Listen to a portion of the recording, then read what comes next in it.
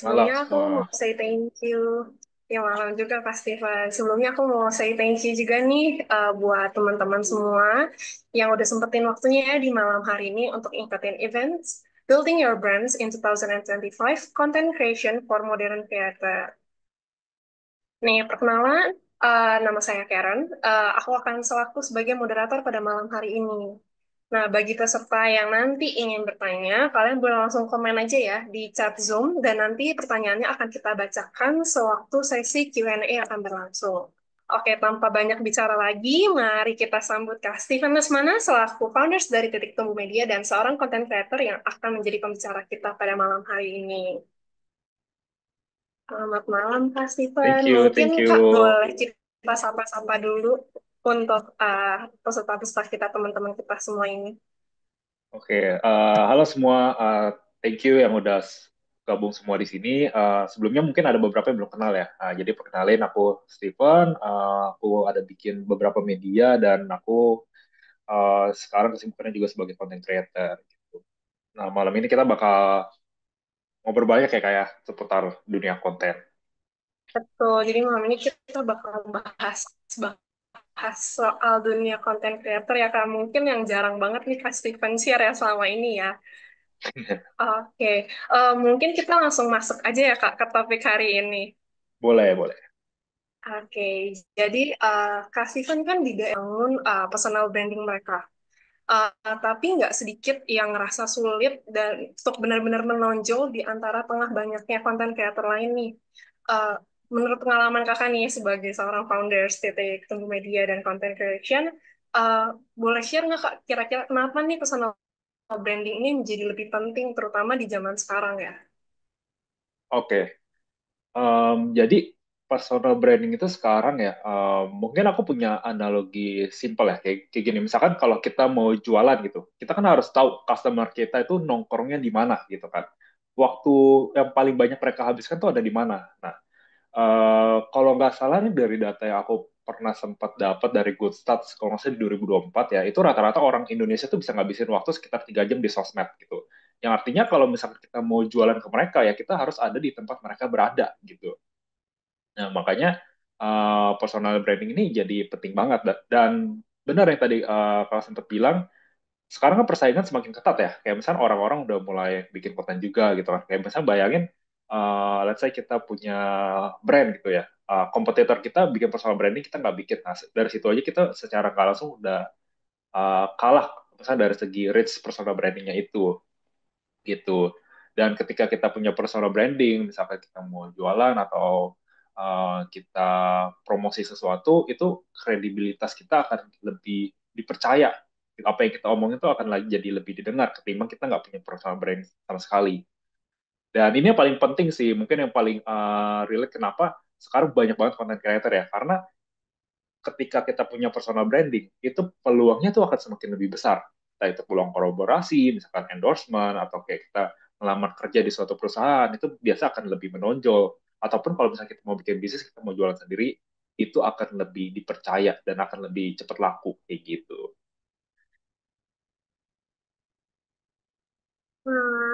I see. Menarik sih Kak. Mungkin dari yang tadi kakak udah bahas nih, kan kakak juga udah ngejalanin beberapa personal branding selama berapa lama dan itu penting ya kayak buat mereka nih kayak yang baru mau mulai buat teman-teman kita nih yang sekarang lagi attend meeting ini dan acara ini kira-kira biasa tuh dari pengalaman kakak kesalahan apa sih kak yang paling sering dilakuin oleh seorang creator gitu saat mereka membangun personal branding mereka dan kira-kira advice kakak gimana nih cara supaya mereka bisa ngehindarin uh, kesalahan tersebut gitu kak. Oke, kesalahan ya. Kesalahan paling umum yang dari pernah aku alamin dan aku ngelihat di sekitarku ya, itu yang pertama itu ada di konsistensi. Biasanya tuh nggak banyak orang yang konsisten. Karena ketika kita bikin personal branding, ini jujur ya, kayak awal mula aku bikin mutusin buat bikin personal branding itu karena waktu itu ada teman jadi datang ke aku, dia bilang gitu kan, ini ada TikToker nih, dia udah nggak post selama setahun, tapi di tahun berikutnya dia baru viral gitu, baru tembus 100K kayak gitu kan. Nah dari saat itu aku langsung mikir, oke, kalau misalkan aku mau bikin konten, berarti aku selama aku belum ngepost 300 video, berarti aku masih punya kesempatan waktu itu. Aku kayak ngomong ke diri aku, oke, aku akan coba bikin 300 video. Kalau misalkan ternyata nggak ada yang naik, personal branding nggak naik-naik, ya udah mungkin aku nggak cocok di sana gitu. Tapi ternyata di video sekitar ke 150-an atau which is itu sekitar 5 sampai 6 bulan ya setelah aku rutin posting setiap hari. Dan ternyata ada yang video yang naik dan dari sana akhirnya personal brandingnya mulai naik bertahap gitu. Nah, tapi coba bayangin kalau misalkan aku di minggu pertama atau misalkan di bulan pertama, bulan kedua, ketiga aku udah nyerah, mungkin personal brandingnya nggak akan naik gitu. Nah, aku ada beberapa kenalan juga yang mereka tuh ibaratnya mereka udah punya bakat lah ya. Mereka waktu bikin video pertama itu langsung viral, followernya langsung di TikTok langsung kayak tembus 10.000 kayak gitu. Tapi si orang ini nggak konsisten. Di minggu kedua dia udah nggak pernah ngepost lagi, minggu ketiga. Jadi kayak percuma waktu itu di video pertamanya FYP tapi nggak dilanjutin. Makanya konsistensi ini penting banget. Kita harus tahu kalau misalnya namanya personal branding ini bukan perjalanan sebulan 2 bulan, tapi ini perjalanan bertahun-tahun. Ini tuh ibarat investasi lah. Personal branding itu ibarat kalau kita bikin branding ya, kita tuh naiknya bukan linear, tapi naiknya tuh eksponensial. Ya kan? Di 3 bulan pertama mungkin nggak naik, tapi di bulan ke-6 tiba-tiba naiknya bisa drastis. Dan yang namanya, karena ini aku sebutnya sebagai kayak investasi ya, ketika ibaratnya kita niatnya benar ya, misalnya kita reputasinya baik, maka personal branding itu nilainya akan semakin meningkat terus kalau misalnya kita konsisten gitu loh. Dan mungkin 10 tahun, 20 tahun kemudian ya, nanti kita mau ngapain aja jadi lebih gampang, mau ketemu orang jadi lebih gampang, mau jualan jadi lebih gampang, kayak gitu kan. Nah, itu kesalahan yang pertama yang nggak konsisten, itu yang paling sering. Lalu ada lagi kesalahan berikutnya, misalkan orang yang nggak kenal dengan audiensnya gitu. Kayak kita bikin konten tujuannya ya ingin ditonton lah pastinya gitu kan. Tapi pertanyaannya siapa audiens kita? Karena kita kan nggak bisa bikin semua orang bahagia gitu. Kita nggak bisa muasin semua orang. Nah, kita harus pilih nih audiens mana yang mau kita sasar. Karena kalau misalnya kita menyasar audiens yang tepat, kita udah tahu nih audiensnya siapa. Ketika kita bikin konten tuh kita akan bisa kenalin, oh mereka punya masalah apa, solusi apa yang bisa kita tawarin ke mereka. Akhirnya kita jadi lebih gampang gitu. Dan yang ketiga menurutku adalah purpose sih. Atau kayak tujuan kita mulai bikin konten. Karena kalau misalkan dulu ya, misal kalau misalkan aku nggak punya, kalau niat aku cuma viral doang, itu pasti ya sebulan 2 bulan aku juga udah nyerah karena nggak viral-viral gitu kan. Tapi ketika kita punya purpose yang tepat gitu ya, waktu itu tujuanku aku pengen mengedukasi gitu. Dan sembari waktu itu memang kebetulan tuh aku emang bikin media titik tumbuh duluan. Baru aku 1 tahun kemudian aku baru mutusin buat bikin personal branding. Karena waktu itu partnerku bilang, cobalah bikin personal branding. Sekarang tuh rata-rata bisnis udah ada face-nya kayak gitu kan. Kira putusin buat bikin gitu kan. Nah, purpose-ku selain buat edukasi, ya aku ingin secara nggak langsung ya itu personal branding untuk bisnisku juga gitu. Dan waktu itu aku mikir, uh, dalam edukasi itu kan kayak yang namanya berbagi itu nggak selalu dalam melulu soal uang, tapi kita bisa berbagi dalam bentuk edukasi. Dan aku menganggap personal branding ini sekalian ya aku memberi edukasi kayak gitu sih. Nah itu 3 kesalahan sih yang paling menurut aku paling sering ya. Yang pertama nggak konsisten, kedua nggak tahu siapa audiensnya, dan yang ketiga purpose-nya salah gitu. I see. Ya, banyak sih kayak yang belakangan kayak kontennya booming tapi mereka nggak ngelanjutin dan akhirnya mereka berhenti untuk jadi content creator ya Kak. Banyak banget belakangan. Uh, Sebenarnya kalau misalnya kita lihat nih Kak, sebenarnya dari audiens kita tuh banyak juga nih yang mereka itu mulai untuk jadi content creator dan ada juga sebenarnya yang mereka profilnya mungkin mirip kayak kakak ya. Jadi mereka udah ada background as CEO ataupun kerja di suatu perusahaan. Kalau misalkan ada yang baru mau terjun nih Kak, buat yang baru mau terjun, kira-kira gimana mereka cara ngebangun personal branding ini nggak ya Kak? Kira-kira Kakak ada 3 langkah pertama nggak yang harus mereka lakuin? Oke. Langkah 3 langkah. Kalau yang pertama menurutku yang paling penting itu dari pengalamanku adalah tentuin dulu niche-nya apa. Niche itu maksudnya kayak kita mau menyasar segmen mana, target marketnya siapa. Semakin spesifik itu akan semakin bagus. Ini aku pelajarin ketika aku explore tentang yang namanya brand positioning gitu. Karena kalau kita mau menyasar semuanya, kita justru nggak akan dapat apa-apa gitu. Nah, karena sekarang tuh ibaratnya content creator tuh sekarang udah banyak banget. Beda kalau misalnya dulu awal-awal kayak pas zaman pandemi ya itu kita bikin konten karena yang bikin masih dikit, naiknya cepet banget gitu kan. Tapi sekarang tuh udah ya lebih susah karena jauh lebih banyak persaingannya gitu kan. Nah, makanya salah satu cara untuk keluar dari persaingan adalah dengan kita menjadi beda, dengan kita menyasar market yang lebih spesifik. Contoh misalnya kita mau bahas seputar kesehatan. Kesehatan tuh luas banget. Kalau mau lebih spesifik, misalkan kita ambil contoh niche-nya nutrisi untuk ibu hamil misalkan. Atau contoh misalkan aku ada bikin media kan tentang generasi AI, itu media seputar AI lah. Nah, kalau misalkan aku cuma bahas seputar artificial intelligence, itu terlalu luas gitu kan. Artificial intelligence ada banyak jenisnya, marketnya beda-beda. Tapi aku mutusin buat ambil positioning, oke, aku mau bikin media tentang AI, tapi khusus untuk bantu mahasiswa ngerjain tugas. Dan tools yang aku ambil waktu itu spesifik tools GPT misalkan. Nah, itu kan sangat spesifik. Jadi, kalau ditanya, oke, media AI itu ada banyak banget, tapi media AI yang spesifik bahas soal mahasiswa bantu ngerjain tugas itu sangat sedikit, bahkan kayaknya cuman aku doang kayak gitu. Nah, jadi ketika kita punya positioning yang mengerucut, mungkin ya memang pangsa pasarnya nggak sebesar itu, tapi kita akan jadi lebih mudah untuk naik dan lebih mudah untuk diingat kayak gitu. Itu yang pertama. Tentuin dulu niche-nya mau dimasuk kemana. Yang kedua, kita harus cari reference. Reference tuh kayak dulu waktu aku pertama kali ngonten ya jujur aja aku kan bukan bukan orang yang aktif di sosmed gitu kan. Aku dulu sangat jarang lah buat misalkan main Instagram tuh ngepost nggak pernah. Bahkan ngepost cuman paling ngepost mentok-mentok Twibbon panitia kampus gitu kan gitu. Itu jadi emang udah nggak pernah main sosmed lah. Tapi gimana caranya supaya bisa ngerti kan pelan-pelan? Nah, ya, aku harus banyak belajar. Satu harus banyak belajar dan kedua harus cari banyak referensi gitu. Waktu aku kan industri, aku niche yang aku punya adalah di bisnis dan finance gitu kan. Nah, jadi waktu itu awal-awal aku cari misalkan 10 ide konten di niche yang aku masukin yang waktu itu FYP gitu. Dari 10 itu aku coba analisa.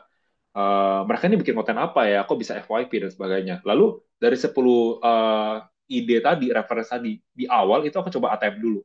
Kita amati, tiru, dan modifikasi. Karena aku percaya segala ilmu itu nggak ada, maksudnya nggak ada yang baru lah di dunia ini. Semua itu udah ada. Kecuali kita profesor yang benar-benar bikin dari nol ya. Nah, semua semua tuh udah ada. Tinggal kita coba aja, kita amati, tiru, misalkan idea kontennya apa, topiknya yang bakal bahas tentang apa, lalu kita modifikasi dengan bahasa kita sendiri, kita modifikasi dengan pengalaman kita sendiri, dengan cara storytelling kita sendiri, kayak gitu. Nah, dari 10 tadi nanti akan ketahuan mana yang naik, mana yang enggak. Nah, akhirnya kita lama-lama kita punya data, oh style yang begini nih yang kira-kira cocok dimasukin ke personal branding kita, dan yang kayak gini kayaknya kurang cocok kayak gitu. Dan langkah ketiga adalah konsisten. Karena kita nggak akan bisa kayak bikin konten pertama langsung FYP langsung viral tuh menurut aku itu satu dari 1.000 lah gitu lah, susah banget. Nah, akan lebih baik kalau ketika kita konsisten, lama-lama kita anggap kita setiap hari 1% lebih baik aja. Itu dalam setahun aja kita udah improve berkali-kali lipat. Gimana dalam 2 tahun dan 3 tahun itu lama-lama kita akan jadi ngerti dan sangat terbiasa. Kayak gitu sih. I see. Menarik sih Kak. Sebenarnya buat info-info juga buat teman-teman di sini yang masih baru, jadi mereka emang harus mulai dulu nih dari awal cari niche, terus cari juga storytelling karakter mana yang mau mereka angkat, dan mereka juga harus konsisten. Kuncinya selalu konsisten gitu ya Kak ya. Uh, Benar. Tadi kan Kakak sempat mention soal storytelling nih Kak. Banyak Ya, orang nih yang bilang sebenarnya kayak orang tuh nggak beli produk, tapi tuh mereka juga membeli cerita di baliknya. Di era yes. digital ini nih Kak, di mana konten ini yang sangat berlimpah, gimana sih Kak, Kakak sebagai seorang content creator ini bisa buat storytelling yang benar-benar terkoneksi dengan audiens mereka? Mungkin Kakak boleh kasih Oke. referensinya.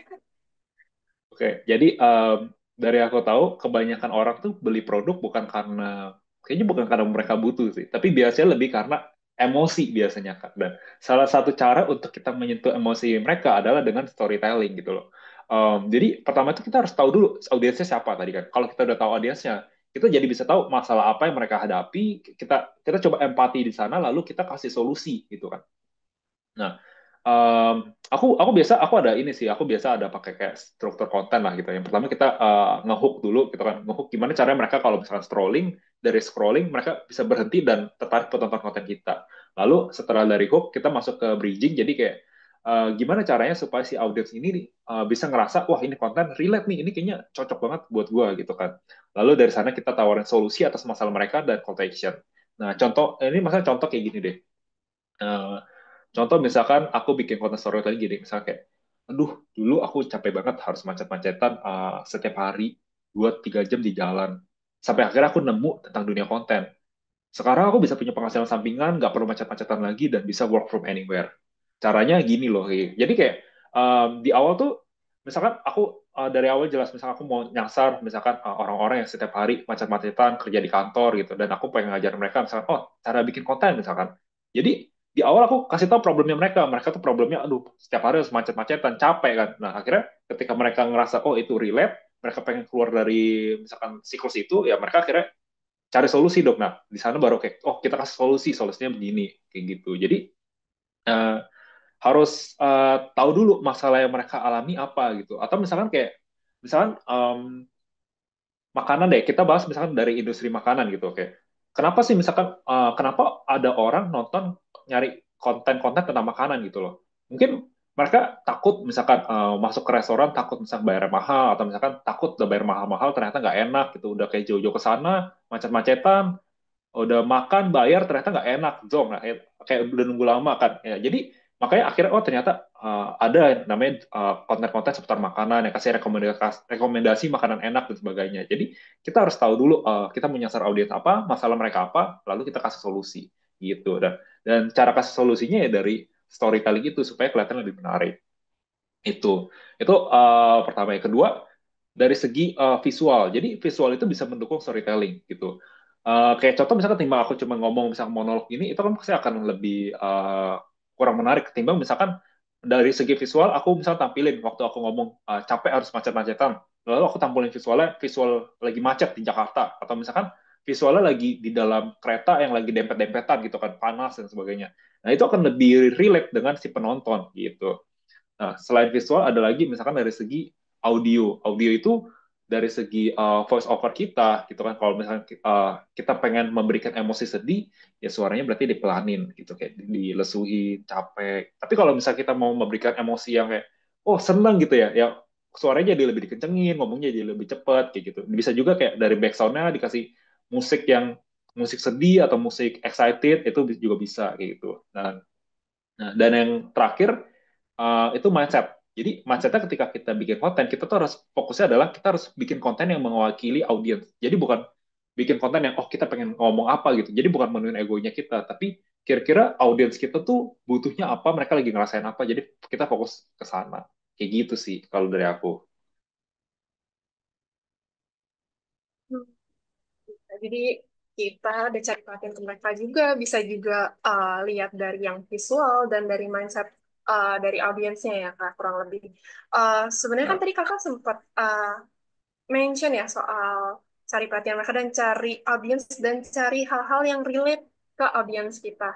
Sebenarnya seberapa penting sih Kak kalau misalkan peran autentitas kita dalam membuat konten, kayak ada nggak ya Kak batasan di mana kayak seseorang bisa membuat kontennya menjadi terlalu autentik? oke. Jadi sebenarnya untuk jadi autentik ya, hmm, sebenarnya kalau justru disarankan kalau misalkan kayak kita mau bikin konten, kalau bisa kita jadi seautentik mungkin gitu. Karena dengan kita menjadi autentik, kita secara nggak langsung bisa menjadi beda gitu kan. Karena setiap orang kan pasti punya pengalaman yang beda-beda. Setiap orang punya style yang berbeda-beda gitu. Nah, daripada kita misalkan, oh, cuma ngikutin orang lain, ntar malah jadi sama dengan orang itu gitu kan. Kita jadi ketimpa, mending kita coba kita autentik menjadi diri kita sendiri gitu. Dengan itu kita jadi bisa lebih beda. Kita bisa membangun kepercayaan gitu.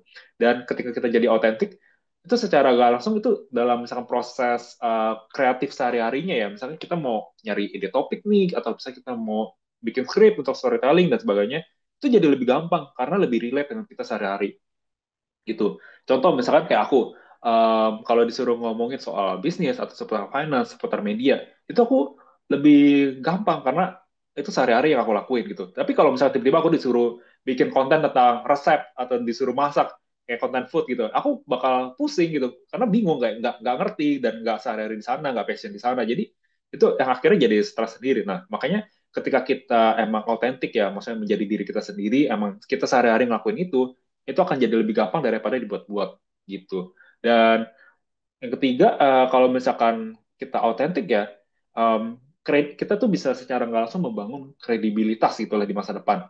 Nah, kayak misalnya kita mau, let's say kita mau bikin konten tentang apapun itu atau kita promosiin sesuatu, kalau bisa kita harus lakuin itu, bahkan harus ya sejujur-jujurnya.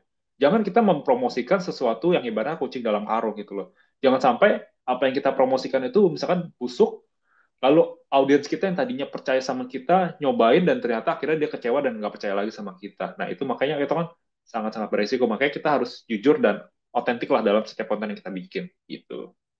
Kalau misalkan dari Kak Stefan sendiri nih, tadi kan juga udah sempat mention ya, kayak sebenarnya kita juga harus punya autentik sendiri dan ada juga kejujuran di sana. Kita jadi membuat konten yang emang beneran honest ke audiens-audiens kita.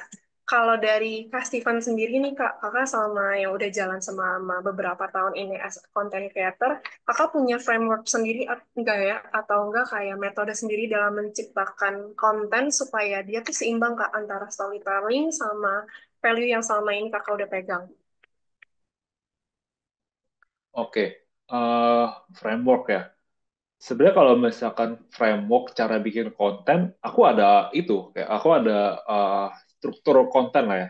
Aku nyebutnya struktur konten gitu. Jadi yang tadi aku bilang ada kalau misalnya aku bikin konten biasa aku selalu bagi jadi empat. Yang pertama itu ada hook-nya, kedua bridging, ketiga solusi, dan keempat call to action gitu. Nah, kalau di hook ini ya memang di hook ini kadang kita harus apa ya?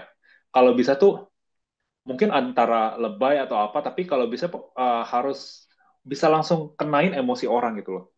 Ya mungkin kadang kadang mungkin di dalam hook atau di dalam hooknya kadang mungkin terlalu melebih-lebihkan atau apa kayak terlalu fokus ke emosi penonton gitu. Tapi itu tujuannya supaya si audiens ini dari yang scrolling akhirnya mau nonton konten kita gitu.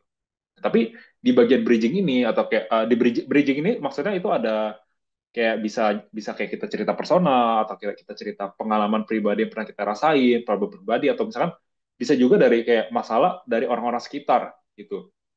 Nah, aku pernah waktu itu salah satu kontenku yang sempat naik banget ya waktu itu kayak dari satu video itu bisa kayak tembus berapa juta dan saya dari satu video bisa kayak datangin berapa puluh ribu follower gitu loh. Nah, itu tuh aku masih ingat itu kontennya tentang jadi ada teman yang cerita gitu. Dia itu waktu itu kasusnya waktu pandemi sempat kayak beli rumah gitu kan. Dia beli rumah terus KPR-nya tiba-tiba bisnisnya goyang, dia lagi KPR rumah waktu itu dan akhirnya nggak bisa bayar gitu. Dia pilih harus nyelamatin bisnis atau KPR. Nah dari sana aku akhirnya bikin konten ngebahas seputar itulah kayak tips keuangan kayak gitu. Nah karena mungkin waktu itu relate dan banyak dialamin oleh banyak orang, akhirnya konten itu jadi rame gitu lah. Banyak yang cerita, oh iya ini aku relate banget kayak gini, aku lagi ngalamin, aku pernah ngalamin gini-gini. Akhirnya mereka jadi kayak semacam saling sharing juga di sana kayak gitu loh. Tapi uh, kayak gitu, itu berangkat dari memang makanya kalau misalkan dibilang value-nya ya kita harus benar-benar seautentik mungkin ya. Maksudnya emang itu cerita yang beneran terjadi, bukan yang kayak dibuat-buat gitu. Emang terjadi dan banyak orang yang ngalamin kayak gitu. Nah, setelah itu kita kasih solusi yang benar-benar solusinya kalau bisa emang pure yang menurut kita udah pikirin ini kayak solusi terbaik gitu yang bisa diterima orang lain. Lalu kita terakhir baru kayak kasih call to action. Kira-kira sarannya mereka bisa ngapain aja kayak gitu.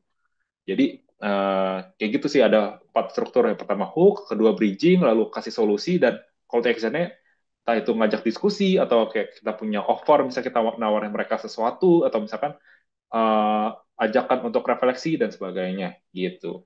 Sih Kak. Kira-kira nih Kak Stephen, ada tips sendiri nggak ya Kak, gimana cara kita bisa ngasih hook yang sebenarnya bisa untuk narik audiens Kak? Mungkin boleh di-share juga nih, karena dari Oke. audiens kita juga sebenarnya banyak problem sih adalah di masalah itu.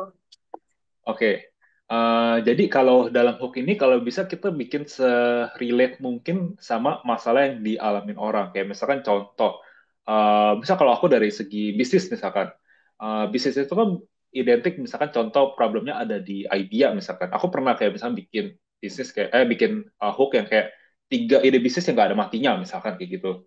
Nah, itu orang-orang langsung kayak, apa ya ide bisnis yang nggak ada matinya gitu.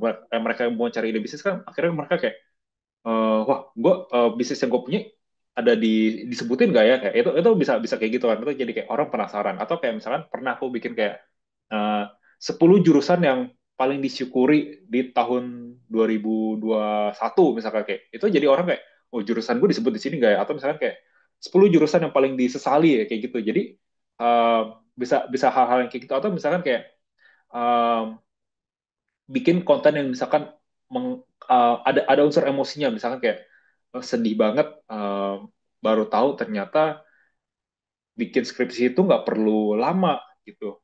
Nah, ntar itu kan misalnya dari hook gitu, ternyata dari bridgingnya, ternyata kalau misalnya kita ngerti cara pakai AI, ChatGPT dan sebagainya, kita tuh bikin skripnya jadi lebih cepet. Caranya gimana? Gini gini gini.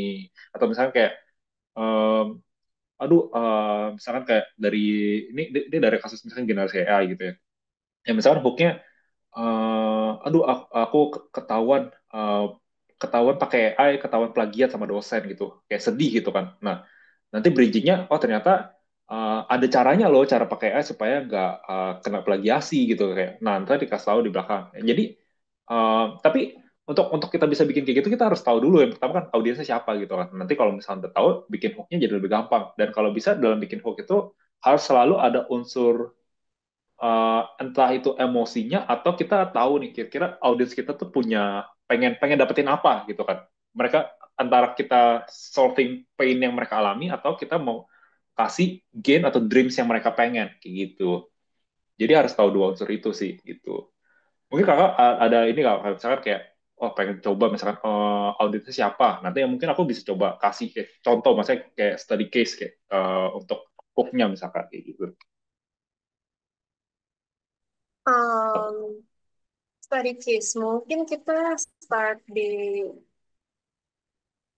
untuk yang baru fresh graduate kan ya Kak. Karena kan emang banyak banget Boleh. nih yang content creator sebenarnya Nah, emang mereka yang fresh graduate ya. Jadi mungkin boleh, banyak boleh. nih mereka yang bingung kayak kira-kira gue sebagai content creator di fresh graduate harus kayak gimana nih hooknya yang kira-kira buat menarik dan paling beda dibanding yang lain. Boleh Kak, mungkin dari yang fresh graduate. Oke, misalkan dari fresh graduate ya. Nah, fresh graduate ini kan macam-macam. Ada yang kayak misalkan mostly problem fresh graduate apa sih gitu kan. Nah, biasanya fresh graduate tuh problemnya satu, misalkan susah cari kerja biasanya ya kan. Atau kayak nggak tahu nih gimana caranya misalkan mereka dapat kerjaan atau mereka mau kerja atau bisnis misalkan. Nah, kayak banyak berarti kontennya bisa kita misalkan contoh bikin konten bisnis versus misalkan profesional gitu atau kayak ini misalnya 5 tanda kamu cocok jadi pebisnis atau ini 5 tanda kamu cocok jadi profesional kayak gitu bisa atau misalkan kayak uh, ini misalkan ada 3 alasan kenapa banyak fresh graduate yang ditolak HRD nah kayak gitu jadi itu contoh hooknya ya maksudnya dari jadi kayak harus kita kalau misalnya kita udah tahu audiens kita siapa kira-kira kita analisa problem mereka apa nah kalau misalnya kita udah tahu itu kita jadi tahu mereka kira-kira mau apa mereka atau masalah mereka apa nah itu baru kita jadiin bahan untuk kita masukin ke hooknya kayak gitu. Sih menarik sih Kak. Jadi emang kita harus balik lagi ya, tahu audiens kita dulu apa dan kita juga harus tahu problem mungkin yang lagi in juga kali. Ya. Jadi kita juga sebagai content creator harus banyak riset juga Iya, ya Kak ya. benar, Nah, benar. mungkin aku balik lagi nih Kak ke yang tadi Kakak sempat mention nih soal AI. Nah, Oke. sebenarnya kan dunia content creator ini berkembangnya sangat cepat ya Kak ya. Dengan munculnya AI ataupun teknologi yang semakin maju nih Kak dan Hmm. mendominasi otomatisasi, kira-kira Kakak ada hmm, gimana ada advice gak ya? Gimana agar teknologi ini bisa membantu masa depan untuk the modern creator sekarang kayak gitu? Oke, jadi yang namanya teknologi, kita harus tahu dulu nih, yang namanya teknologi itu nggak bisa ditahan, gitu, nggak bisa dibendung. Dan teknologi itu ada untuk memudahkan pekerjaan kita. That's why kita harus ngerti gimana cara pakai teknologi itu, gitu. Nah, kayak misalnya contoh AI. AI itu sekarang udah canggih banget ya, itu dahsyat banget. Kayak misalkan, contoh misalkan yang paling simpel yang mungkin kita paling sering dengar adalah ChatGPT gitu misalkan. Nah, dari ChatGPT aja, kayak misalkan contoh dalam dunia konten ya. Kayak dalam dunia konten dulu, kalau misalkan aku mau riset konten, misalkan pengen cari tahu, kan misalnya masalah masalah orang tuh apa aja sih? Kan aku nggak mungkin kayak nanyain orang satu-satu gitu kan. Kayak misalnya aku mau mau cari tahu masalah mahasiswa apa, kan aku nggak mungkin kayak tanyain mahasiswa satu-satu gitu kan. Nah, salah satu cara yang aku lakuin adalah dulu ya aku searching di Google, misalkan cari di Quora atau kayak eh, cari di Pinterest dan sebagainya lah, maksudnya cari cari masalah di sana gitu. Tapi sekarang kita udah nggak perlu ngelakuin kayak gitu manual lagi. Kita bisa sesimpel kayak ya udah tanya aja ke AI, tanya ke ChatGPT. Let's say misalkan kita mau bikin konten seputar konten yang ngebahas kasih tips untuk fresh graduate misalkan. Kita bisa tanya ke ChatGPT kayak, hey ChatGPT, tolong dong kasih tahu apa sih misalkan 10 masalah yang paling sering dialami mahasiswa di Indonesia, fresh graduate di Indonesia misalkan. Nah, nanti ChatGPT langsung kasih tuh misalkan 10 masalahnya apa aja. Kalau kurang tinggal minta lagi, minta lagi dong 10 masalah lagi gitu. Dan itu banyak banget kayak mau apapun niche-nya, kayak mau apapun topik yang mau target market yang mau kita sasar itu bisa dibantu semua sama ChatGPT. Kayak misalkan eh, kita mau cari tahu info tentang apa sih masalah yang dialami oleh ibu hamil misalkan. Itu tinggal kita cari, tanya ChatGPT, mereka bisa jawab. Mungkin memang si misalnya teknologi AI ini mungkin nggak bisa kasih info yang 100% benar.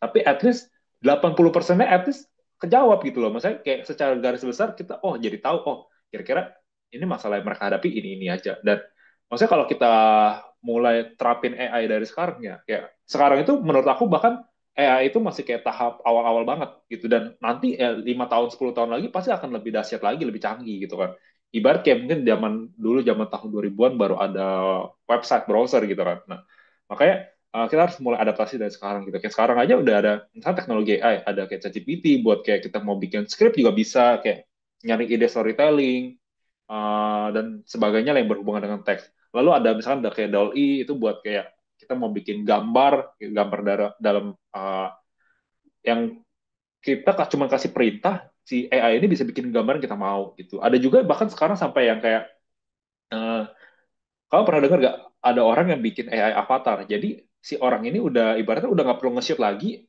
dia cuman kasih voice over atau kasih teks, nanti si AI ini kayak bikinin avatarnya seakan-akan avatar tuh lagi ngomong nge-shooting sendiri. Dan itu Iya, udah ada betul. sekarang kayak gitu. Dan maksudnya itu dahsyat loh. Maksudnya ibarat bayangin kalian misalkan lagi liburan, lagi kemana gitu.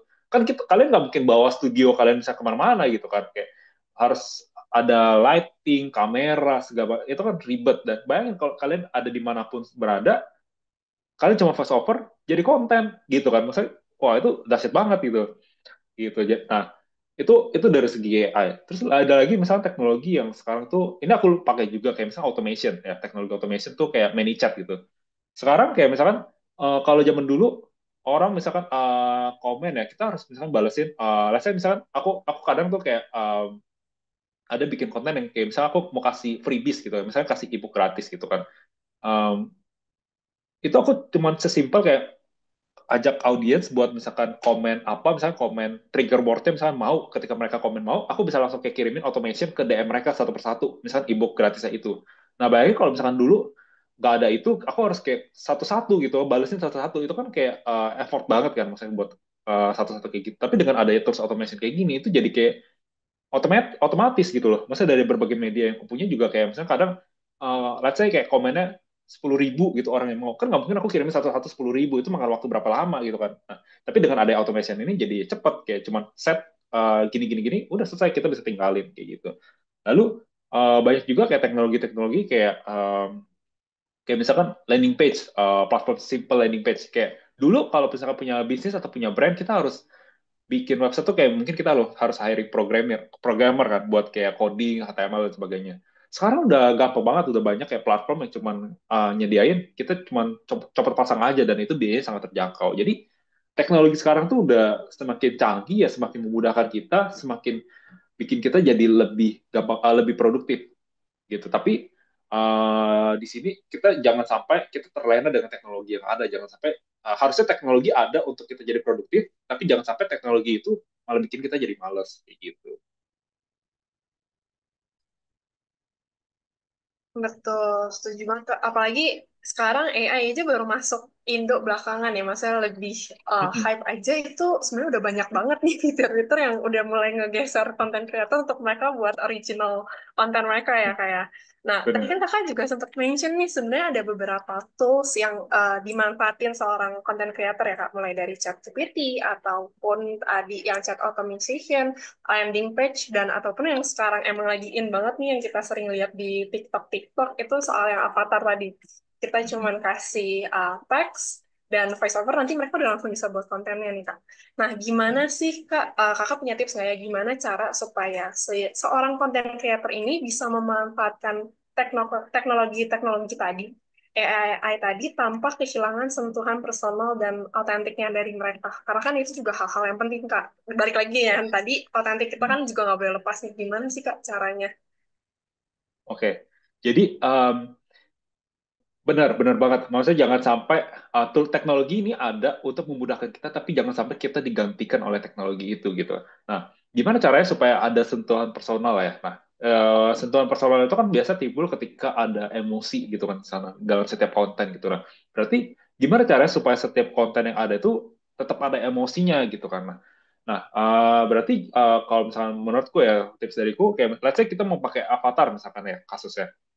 Nah, ketika kita pakai avatar ini tetap dari segi let's say dari segi voice over gitu kan atau misalkan pertama dari segi voice over dulu kayak misalkan ketika kita voice over kalau bisa selalu kita ada penekanan emosi di sana gitu loh jadi kalau misalkan bedanya gini kalau ke contoh misalnya kayak Heijen gitu ya kayak AI avatar gitu kalau kita cuma input teks doang itu biasa suaranya akan kayak suara robot gitu kan kayak robot ngomong tapi beda kalau misalkan yang ngebedain robot dan manusia kan robot nggak punya emosi manusia punya emosi dan ketika kita misalnya kita voice over sendiri, kita bisa atur emosinya. Kita mau penekanan audionya mau sedih atau mau bahagia gitu kan. Nah, itu bisa ditekan, diatur di sana. Lalu bisa juga ketika misalnya pas kita mau record avatar ya, itu kalau bisa kita harus lebih ekspresif gitu. Misalnya pas pas syuting avatarnya ini, pas setting avatarnya ya kita misalnya senyum atau kayak kita jadi mimik wajah lebih diatur dan itu selain itu kita juga bisa jadi kalau misalnya contoh misalnya avatar ya let's say ini kasusnya kalau misalnya orang mau pakai avatar jangan kayak misalnya di video 1 menit dari awal sampai akhir itu isinya avatar semua itu kan bosan dan pasti akan ke deteksi oh kalau ini kayak robot tapi beda halnya kalau misalnya si orang itu dikombinasikan misalnya dengan b-roll gitu jadi kayak misalnya lagi ngomong tadi kayak contoh misalkan bahas tentang macet di Jakarta gitu dia sambil misalkan sambil nge-shoot pakai si avatar tadi tapi langsung di mix misalkan ada kayak b-roll macet di Jakarta b-roll misalkan sambil masak dan sebagainya jadi nggak akan itu akan satu karena voice over tadi dari manusianya sendiri dan kedua visualnya itu mendukung kan visualnya mendukung jadi supaya lebih relate dan sentuhannya tuh jadi masih ada di sana gitu jadi kurang lebih tipsnya kayak gitu sih jadi jangan sampai teknologi menggantikan kita jadi kalau bisa kita tuh tetap harus memastikan dari setiap konten yang kita buat itu masih ada masih kerasa manusia kayak gitu. Jadi kita bisa akalin ya Kak, misalkan masukin B-roll dan kita juga harus lebih ekspresif lah waktu syutingnya itu kalau kasus untuk yang avatar ya Kak ya. Benar, Kalau misalkan benar. kasus buat chat GPT gimana nih Kak? Karena kan emang banyak banget ya belakangan yang mengandalkan chat GPT. Ya, Gimana sih Kak, gimana cara kayak dapetin storytelling ataupun idea yang sebenarnya tetap ada sentuhan kita, tapi dibantu sama chat GPT. Kayak gitu Kak. oke.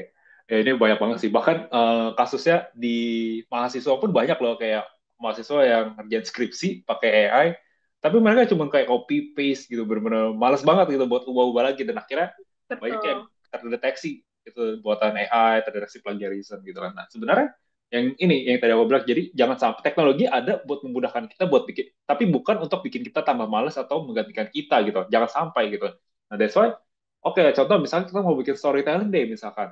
Kita oh boleh aja kayak misalkan minta ChatGPT buatin storytellingnya misalkan. Itu kan berarti sekitar mungkin 70% kerjaan kita udah beres gitu kan. Tapi tetap di 30% itu atau di finishingnya tetap harus kita lakuin sendiri gitu. Entah misalkan kita bisa kayak oke, ideation untuk storytellingnya begini, kita coba misalkan kita ketik ulang sambil kita baca dalam hati. Kita ngerasa kira-kira ini terlalu robot atau apa yang bisa diimprove ya, maksudnya supaya lebih relate, supaya lebih manusiawi gitu. Bisa kita kita ya udah kita baca, coba kita ketik ulang, kita baca ketik ketik ulang. Terus dari apa yang kita ketik, kita coba baca lagi kira-kira ini udah lebih manusiawi gak ya, maksudnya lebih relate gak ya kayak gitu. Sama halnya misalnya kita mau bikin kayak kita mau bikin skripsi lah apa segala macam itu juga sama kayak misalnya dari kita udah bikin, diminta dibuatin paragraf misalkan kita harus tetap kalau bisa ketik lagi sendiri dengan bahasa kita sendiri gitu kan supaya kita lebih kita jadi lebih paham juga dengan apa yang mau kita omongin ya kan jangan sampai kita nanti mau bikin konten storytelling tapi sebenarnya kita nggak tahu apa yang kita omongin cuman baca gitu itu kelihatan banget loh, beda loh. Misalnya content creator yang baca sama yang benar-benar ngomong langsung tuh kelihatan banget beda. Biasa kalau yang cuma baca, satu matanya kayak cuman kayak gini-gini doang, kayak apa, flat banget, dan mereka biasa nggak ada emosi. Karena mereka bahkan nggak tahu apa yang akan mereka omongin gitu, karena cuma baca. Tapi beda kalau misalkan benar-benar yang paham ya gitu ya. Eh, dia bisa lebih dari mimik mukanya aja bisa kayak lebih ketahuan ketika storytelling tuh, jadi kayak kapan intonasinya harus gede, kapan intonasinya harus pelan-pelan gitu kan. Jadi kayak gitu sih. Jadi kita harus nggak apa-apa pakai AI, pakai ChatGPT buat bikin ideation di awal, tapi finishing harus selalu tetap kita sendiri yang ngelakuin sebagai manusia gitu. Oke, menarik sih Kak. Karena itu mulai salah satu problem yang naik ya untuk belakangan Hmm. generasi ini. Mereka di mana kayak sering banget jatuhnya copy paste banget dari ChatGPT. Benar, Dan jarang banget yang bahkan paraphrase juga jarang gitu Kak. Itu menarik sih. mm-mm. Jadi tetap kita boleh kita pakai teknologi, tapi kita jangan sampai dikalahin sama teknologi itu ya kayak. Benar. Oke. Nah, Kak, mungkin ada nggak nih, Kak, dari Kakak sendiri, Kakak kan juga ada yang membahas soal AI ya. Ada nggak tren atau nggak teknologi baru nih kayak menurut kakak bisa ngubah cara kita buat konten dalam beberapa tahun ke depan? Ataupun mungkin tren konten ke depan tuh kayak gimana sih kak jenisnya? Karena kalau yang kita belakangan lihat kan ada yang mereka jatuhnya nggak visual ya kak. Jadi kayak mereka emang teks doang nih, ataupun mereka juga yang ceritanya soal problem mereka sendiri. Nah kira-kira kakak boleh bantu share? Oke, tren teknologi ya. Mungkin sebenarnya ada, aku mungkin bagi jadi tiga lah ya. Yang pertama itu ada di AI avatar.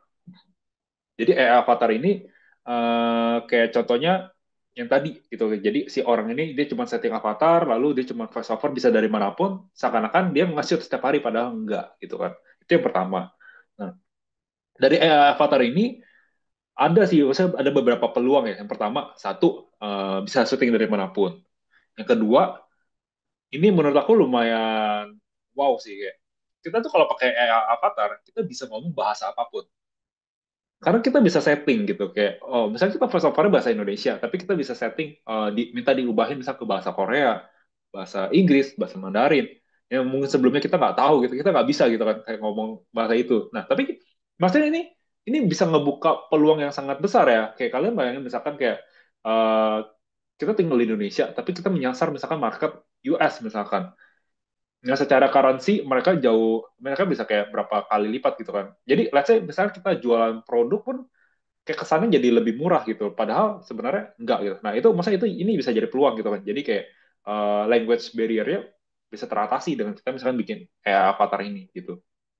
Nah, itu dari segi avatar. Yang kedua ada juga konten-konten yang kayak mereka tuh faceless gitu kan. Ada yang kayak entah itu dalam bentuk teks atau kayak cuma video doang, tapi faceless gitu kan. Yang sebelumnya mungkin pakai b-roll yang harus cari dulu, sekarang bisa minta AI buat buatin si b-roll ini gitu loh. Jadi kayak mereka ya minta, kayak misalnya contoh kayak sekarang ada tools namanya Sora AI yang sejenisnya lah. Nah, itu kan kayak mereka tinggal ketik teks, minta si AI-nya bikinin video tentang apa gitu kan. Nah, tapi mungkin walaupun videonya belum sebagus itu, tapi Sun pasti akan bagus banget gitu. Maksudnya Sun akan, sekarang aja banyak aku nemuin lah ada beberapa content creator faceless kayak gitu yang mereka udah monetize di YouTube dari AdSense gitu kan. Tapi kan bikin videonya faceless cuman kayak generate dari video AI kayak gitu. Ada juga hmm, ini sih dari segi brand ya. Dari segi brand tuh aku lihat beberapa yang kayak ada brand yang udah jadi kalau sebelumnya brand harus photoshoot itu kan biasanya ribet banget kan, harus kayak sewa studio, fotografer, lighting segala macam gitu kan. Belum lagi model gitu. Kalau nggak salah sekarang tuh udah ada bahkan tools AI yang kayak kita bisa tinggal pilih kita mau modelnya siapa. Terus kita pilih scene-nya mau yang kayak gimana. Terus tinggal kita upload produk kita, tiba-tiba langsung jadi kayak seakan-akan kita produk photoshoot. Padahal enggak, itu pakai AI. Dan maksudnya itu udah ada, dan bayangin masalah yang sebelumnya kalau production itu harus costnya mungkin atau berapa juta atau bahkan berapa belas juta gitu kan sekali production photoshoot gitu. Sekarang dengan ada tools AI ya jadi murah banget gitu loh. Ya mungkin sekarang belum se-customize itu dan maksudnya belum secanggih itu. Tapi di tahap awal ini itu sudah sangat luar biasa, dan kalau misalkan kita lihat beberapa tahun ke depan ya mungkin ya trennya akan berubah kayak gitu, dan orang yang nggak belajar dari sekarang mungkin takutnya akan tertinggal kayak gitu. Benar-benar Kak. Tadi kan Kakak juga sempat mention beberapa tools nih Kak. uh, gimana kayak kalau kita lihat sekarang kan sebenarnya tech itu bakal semakin berkembang, Kak. Gimana Hmm, sih caranya seorang modern creator di tahun 2025 ini? Kira-kira kakak ada tools wajib nggak yang mungkin buat mereka belajar? Mulai dari yang awal-awal mau mulai nih kak, karena kan mungkin hmm, belakangan juga banyak yang udah ngincer di mana kayak mereka nggak pakai visual ya kak. hmm. Jadi kayak kira-kira kakak ada tools wajib nggak nih buat mereka yang beberapa content creator yang sekarang lagi nonton teman-teman yang mau memulai untuk di Oke, bidang yang sama? oke. Tools wajib nomor satu menurutku ini dari segi, oh ini untuk content creator ya, jadi bukan cuma AI ya. Eh, Paling pertama tuh menurutku ChatGPT itu wajib banget. Menurutku itu AI paling basic lah, itu paling basic banget. Maksudnya at least jangan sampai kita nggak pernah pakai ChatGPT gitu loh. Karena AI kan sekarang banyak banget kayak AI GPT aja itu banyak banget ada kayak sempat viral kemarin kayak DeepSeek, Perplexity dan sebagainya lah. Nah, tapi at least kita harus pernah pakai salah satu itu. Bahkan kalau bisa kita setiap hari explore itu karena itu luar biasa banget lah kayak kalau kita bisa kita udah coba terapin itu ya kita belajar itu entah kayak misalnya teman-teman mau bikin let's say mau bikin konten itu kan pasti identik dengan yang namanya storytelling dengan yang namanya hook itu kan jadi itu pasti bakal pakai banget apalagi kalau misalnya kita udah ngerti cara prompting cara bikin promptnya gimana rata-rata tools AI itu rata-rata mereka tuh pakai prompt jadi prompt itu adalah uh, perintah dalam bentuk teks gitu. Jadi bikin prompt itu ada caranya juga, nggak bisa sembarangan. Kayak misalnya kita coba, let's say kita ke ChatGPT, tolong buatkan storytelling tentang cara menjual buku misalkan. Itu terlalu general dan pasti hasilnya jelek. Tapi kalau misalkan kita ngerti cara pakainya, kita bisa belajar kayak ada yang namanya penempatan minta ChatGPT untuk mereka role-nya harus kayak gimana, tasnya apa aja, formatnya kayak gimana, dan berbagai detail spesifik lainnya kayak kita pengen dibuatin gaya bahasanya kayak gimana, kalau bisa hasilnya ada emosi seperti apa, kayak gitu. Jadi dengan kita tahu semakin spesifik itu akan semakin memudahkan kita. Itu yang pertama ChatGPT.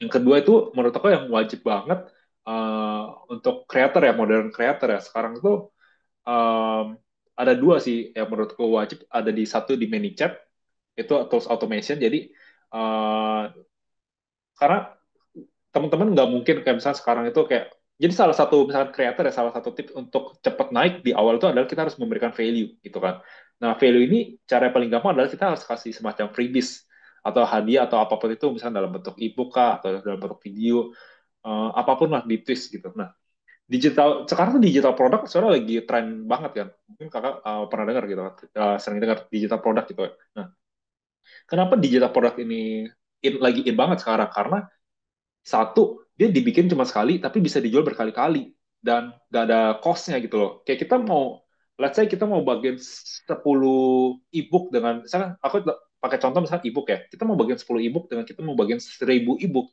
itu cost-nya sama gitu loh dan nggak ada cost-nya bahkan kan cuman kayak modal kasih aja nah dengan adanya kita belajar tentang tools automation kayak salah satu contohnya ManyChat itu akan memudahkan kita gitu untuk ngebagiin si freebies-nya ini dan itu bisa nge-push jadi ketika aku jelasin sedikit ya kenapa ManyChat ini penting banget gitu jadi di dalam ManyChat ini kan biasa kita akan pancing orang mungkin kakak pernah pernah lihat misalnya ada konten yang kayak komen apa buat dapetin apa gitu. Iya, Ya, betul. Banyak sering, banget sering kan? belakangan ini. Nah, jadi itu ada alasannya kenapa dilakuin kayak gitu. Kan dalam setiap konten itu ada yang namanya kayak engagement gitu kan, engagement score. Engagement itu kan ada dari likes, save, share, dan salah satunya adalah komen. Semakin banyak orang yang komen, maka secara nggak langsung kayak skor konten kita tuh akan semakin meningkat dan akan semakin diboost sama si algoritma platform itu. Gitu makanya banyak kreator yang akhirnya memanfaatkan mancing-mancing kayak oh komen ini buat dapetin misalnya apa gratis nah, orang kan pasti mau dong yang gratisan dan akhirnya mereka komen dan konten kita akhirnya jadi lebih meningkat kayak gitu dan makanya si manager ini jadi salah satu tools yang bisa ngebikin akun kita tuh jadi lebih cepat naik kayak misalnya orang yang nge-follow jadi lebih banyak juga kayak gitu kan nah yang ketiga itu yang harus dipelajarin adalah simple landing page karena ujung-ujungnya let's say kayak kita creator di zaman modern creator ini ya kayak banyak banget creator yang mereka tuh nggak cuman ibaratnya nunggu endorsement misalkan, tapi mereka juga bisa kayak jualan sendiri gitu lah, jual produk sendiri dan mereka harus punya toko untuk jualan itu dan sekarang udah banyak simple landing page yang mereka bisa pakai kayak gitu. Itu sih tiga tools yang menurut aku wajib banget kalau creator udah paham ya, misalnya udah mulai explore ini, bahkan mereka bisa monetize dari konten mereka, kayak gitu. Menarik-narik. Boleh dicatat ya guys yang tadi Kak Steven mention karena buat kalian yang mau jadi the next modern creator boleh banget dicatat. Oke, mungkin ini udah kita last question kali ya Kak, kita tutup. Kak Steven nih, kalau misalkan boleh hanya memberikan satu rules aja nih ke content creator agar mereka bisa sukses di 2025 itu apa Kak? Satu rules ya. Betul. Eh, Mungkin aku ini sih, jangan pernah berhenti untuk belajar ya. Karena em, kayak sekarang tuh zaman tuh berkembangnya cepet banget gitu loh. Apa yang mungkin formula yang tadinya berhasil di 3 tahun lalu belum tentu berhasil sekarang. Dan apa yang berhasil sekarang belum tentu tahun depan masih berhasil gitu. That's why jangan pernah berhenti belajar. Kita harus selalu belajar kayak zaman dulu nggak ada AI, terus sekarang jadi ada AI, ya kita harus belajar terus. Oh sekarang ada AI, ntar tahun depan nggak tahu ada apa lagi. Kita tetap belajar supaya kita bisa selalu in dengan tren yang ada, kayak gitu. Itu sih.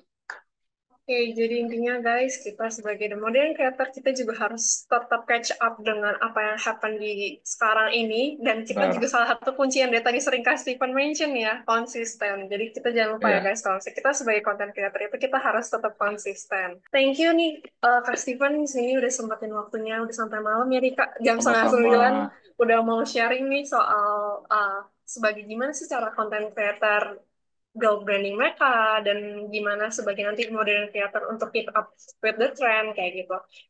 Sekali lagi mau saya thank you untuk Kak Steven dan teman-teman di sini udah luangin waktunya. Semoga sesi sharing ini bermanfaat ya Kak semua.